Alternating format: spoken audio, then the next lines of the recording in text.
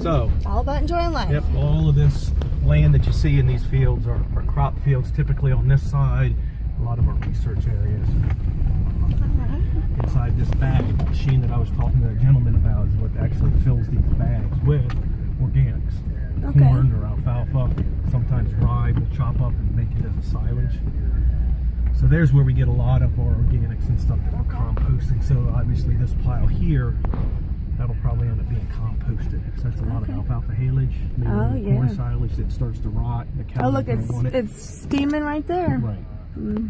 But that's just basically a loose pile before we actually remove it. In this time of year, what we basically have to do is we have to compost it because we can't put things out on the fields due to nutrient management. So what is that building over there? That's a biotech building, poultry research, diagnostic laboratory.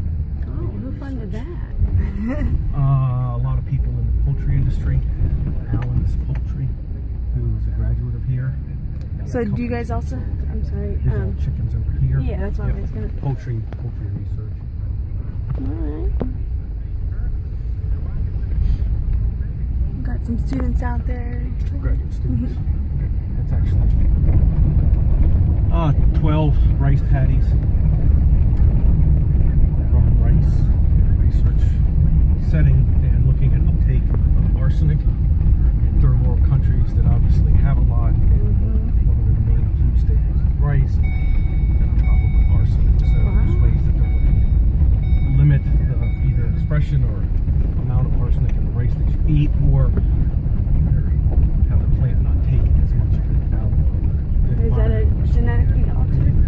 I don't know that you would call it like a GMO kind of a thing. I think they're looking at different varieties. More closer to hybrid. But I think probably the more, well, almost all rice nowadays is hybridized, especially in countries that have to have it. But I think they're really looking at things more along the lines of soil amendments, things like that, to probably bind up the arsenic.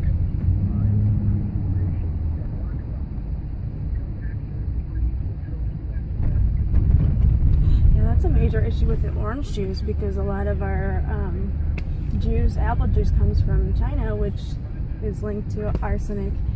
And so, yeah, it's good to hear the research.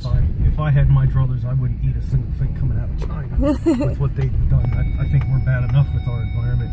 Oh, I yes. couldn't imagine China's. Absolutely. Is that my seatbelt? Okay. So this is all still owned by the university. Wow. Right. And the open fields and the acreage that you see, we're basically still at capacity for the livestock that we use for teaching and research and all of those kind of things.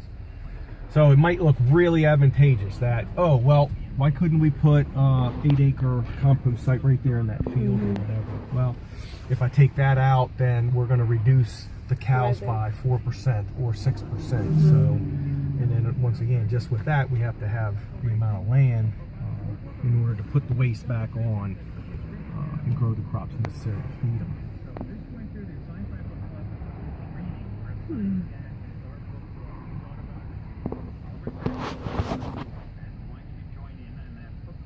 So what's the biggest crop do you think that is growing? What do you mean, the most acreage? Yes. Is corn. Corn. And it's not grain like you see, in the fall when you shell it with a combine. We chop it. It's feed. So it's chopped up. Well, corn that's shelled is feed as well. Okay. It can be ground into a feed, so you can feed cattle or pigs or sheep or whatever. If the grain is what you're looking at, what we do is we take the whole plant, so it's not a hard seed yet, a dried corn kernel yet. It basically has like a dough stage. So it'd be like a little bit. Have you ever had bad sweet corn? It's too tough. Yeah. So it'd be kind of like at that stage, and the plant's still green, and it's roughly about 33% dry matter, roughly. It's all chopped up. And once it's chopped up, it's put in these bags or silos, and then it ferments anaerobically. So like sauerkraut, right? Right. Stabilization. And it's basically a preservation means of feed, so that we don't have corn right now. We won't have corn that is to maturity until roughly August. This is the way that we package it and save feed to feed the animals throughout the year, just like hay, all those kind of things. Silage is that, and that's what we do with our corn and silage. Now I saw that disease control area. What is that relate to? In the past, we've had some things that there were outbreaks within the state or however, wherever. We've had things that racetracks have come up with different equine diseases, obviously poultry diseases. Then when the foot and mouth was in England, we were worried about students and other people traveling, so we kind of had things locked down and a little bit more strict on who and how you could move through the farm. Yeah, that's very good. That's kind of...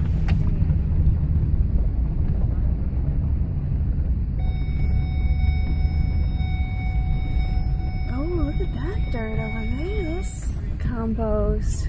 Nice, rich. So that big, tall, dark pile is basically a pile that we just merged two together. And this concrete, that is the compost area that you're looking at that we utilize. So you can really understand what I mean about sure, how it's very limited in space, yeah. Definitely. So where would you propose that expanding? Well, we'd have to cross that bridge Okay. when we got to it. Right. But like I say, I do know for a fact that even without someone else's product being put in, like Wawa, just to try to do the food waste and the waste of the farm, I was looking at about 100, and I think it would be closer to about $135,000 just to pour the concrete to do it on. That's like without question, you know, very, very, very easy to come up with that. And that was, we had sized it according to. And other kind of program expenses would be like possibly if we got into like a really big thing, which would be another turner like that.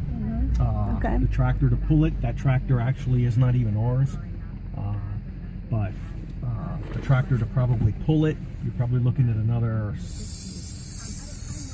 85,000 just for the tractor. And I know because I'm pricing a tractor right now for another situation. So what are the other tractors that are in the barn used for?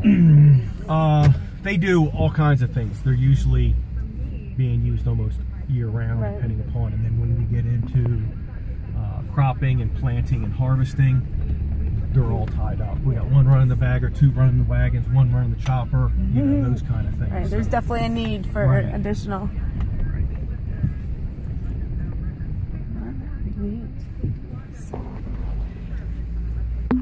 And that's the beef herd. There's not many. You know, I told you kind of how small it was.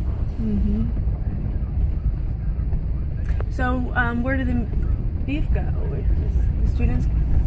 Yeah, they come out. The students learn to teach. As far as they learn how through hands-on handling, we have a class that they learn through beef and sheep production. And then typically any of them that we sell through up in Pennsylvania and stuff.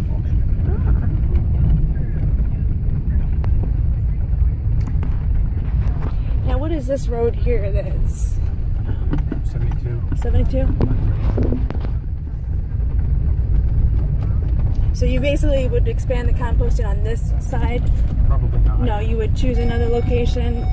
Okay. Of course, if the Chevrolet, if the Chrysler plant wasn't an option. And I don't think that it will be. It hasn't been to this point. So. Right. But it seems like you got it, you should use it. Right. And once again, our thought process in the beginning was to take all of our waste of the farm, every single bit of waste that we possibly could, and add to that organics from the dining hall, whatever, and or even the city.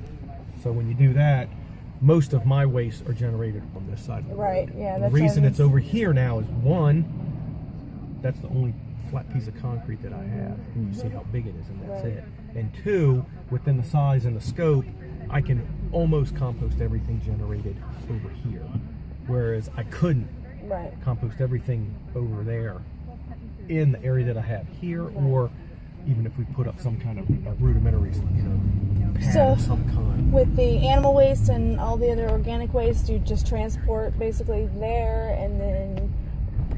What do you mean? Would I, or do I now? Do you now? Do I now? I transport very, very little from over here, right? All of it that's generated there. So that's why it's on that side. You're probably kind of thinking, this doesn't make sense, but actually it does. Well, and I honestly, just to kind of I think that the animal and the plant matter compost should be kept separate.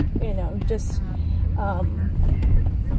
I don't know, but yeah, I mean, is like where you're it's talking about, organic. like, Yeah. Now, are you talking about meat and fats, or are you talking about meat. manure? Well, so, a little bit of both.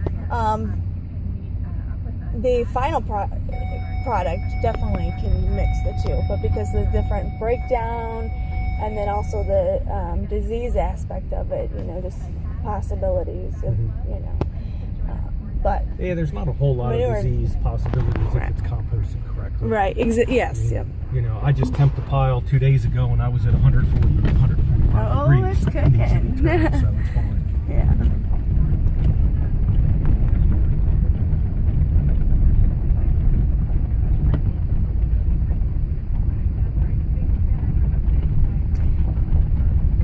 So are there eggs are they in this, is it sort of a laboratory, this building over here for the chickens? Yep. Mainly BSL level 3 facility, so like avian influenza, you hear about that out in the Midwest and all. They can actually research that. We are not currently doing that, but you could in that building. Wow, all right. And it's all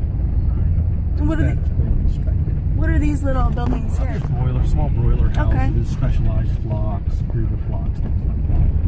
Nice.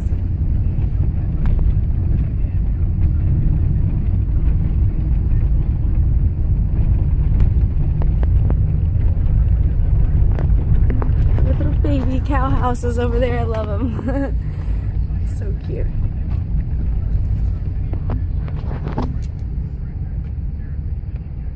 Yep, little calf hutches. So what are those buildings way back over there? Greenhouse. The greenhouse. Yep. Okay. All right. Greenhouse is smaller. Is that sort of by where the building we were at? Yep. Okay. Yeah, all right. Right back that way. We're kind of going the way that Six stadiums right there.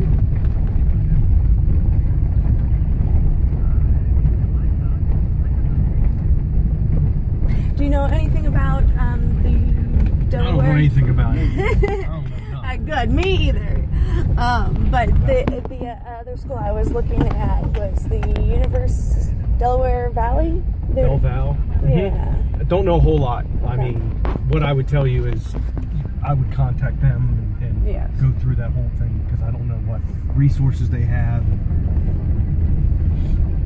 They do have a fairly large program and a lot of hands-on with a lot of animals, so I would think that the facilities and some of the waste and those kind of things. And would fulfill another need in another region, because they are very close to the Wawa corporate headquarters. Spit it out. There we go. Well, how many students are enrolled in? Oh, I think there's like in what? In ag? Yeah. I think the current enrollment's right around 2,500, I think. Something like that total. Wow, so that's what all, a program. That's all the 4 years and all of the departments total, but that does fluctuate and tends to go out. And our programs kind of overlap, so we might have ag students that are double majoring or working within another department like civil engineering or engineering up campus or biomedical. So it's hard to get a count, Interesting, yeah. an active exact count. So. Wow.